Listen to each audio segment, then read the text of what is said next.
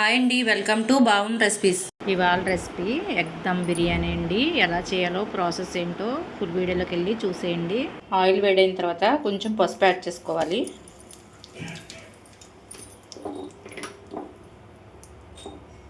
అలాగే కారం, ముందుగా ఉడికించి పెట్టుకునే ఎగ్స్ కూడా వేసుకోవాలి. ఎగ్స్ని ఎర్రగా వేయించుకోవాలి.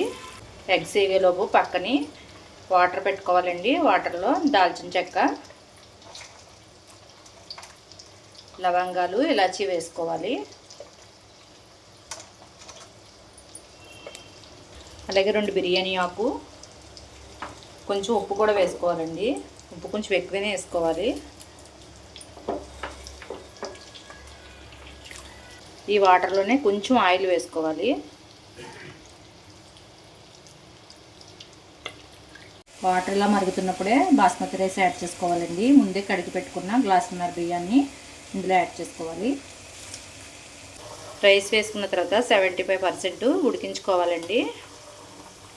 ఎగ్స్ ఇలా వేగిన తర్వాత తీసుకుని ఒక ప్లేట్లో పెట్టుకోవాలండి. ఇదే ఆయిల్లో 2 బిర్యానీ ఆకులు, మసాలా దినుసులు వేసుకోవాలి. అవి కొంచెం ఫ్రై అయిన తర్వాత ఆనియన్స్, పచ్చిమిర్చి వేసుకోవాలి.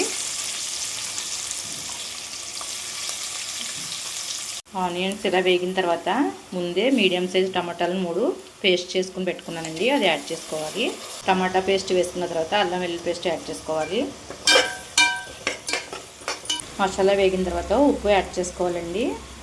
రైస్లో యాడ్ చేసాం కాబట్టి ఇప్పుడు చూసుకుని యాడ్ చేసుకోవాలి. 1 స్పూన్ ఉప్పు వేసుకోవాలి.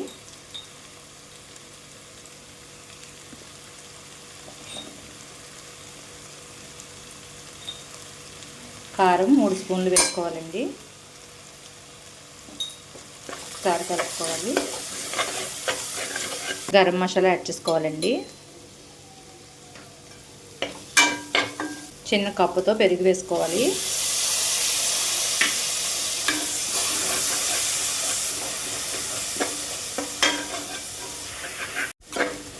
పెరుగు వేసుకున్న తర్వాత 5 నిమిషాలు మగ్గించుకోవాలండి.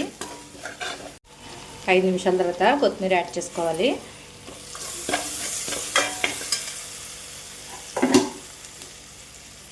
ముందే వేయించి పెట్టుకున్న ఎగ్స్ని కూడా యాడ్ చేసుకోవాలండి. ఇప్పుడు ఒకసారి కలుపుకోవాలి. ముందే ఉడికించి పెట్టుకున్న రైస్ని యాడ్ చేసుకోవాలి.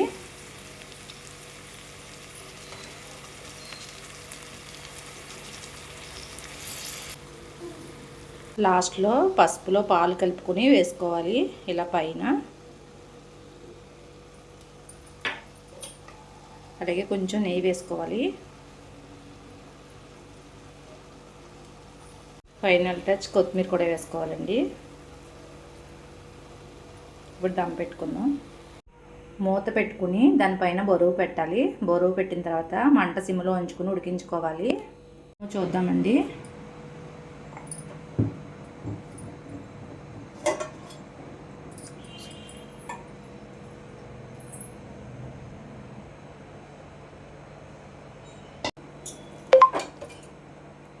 రెడీ అయిపోయిందండి. స్టవ్ ఆఫ్ చేసుకుందాం.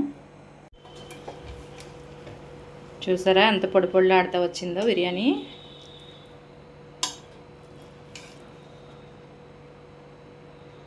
రెడీ అయిపోయిందండి ఎగ్ దమ్ బిర్యానీ. మీరు కూడా ఈ ప్రాసెస్లో ఒకసారి ట్రై చేయండి. చాలా అంటే చాలా బాగుంటుంది. వంట రాని వాళ్ళు కూడా ఈజీగా చేసేయచ్చండి, అంత ఈజీగా ఉంటుంది.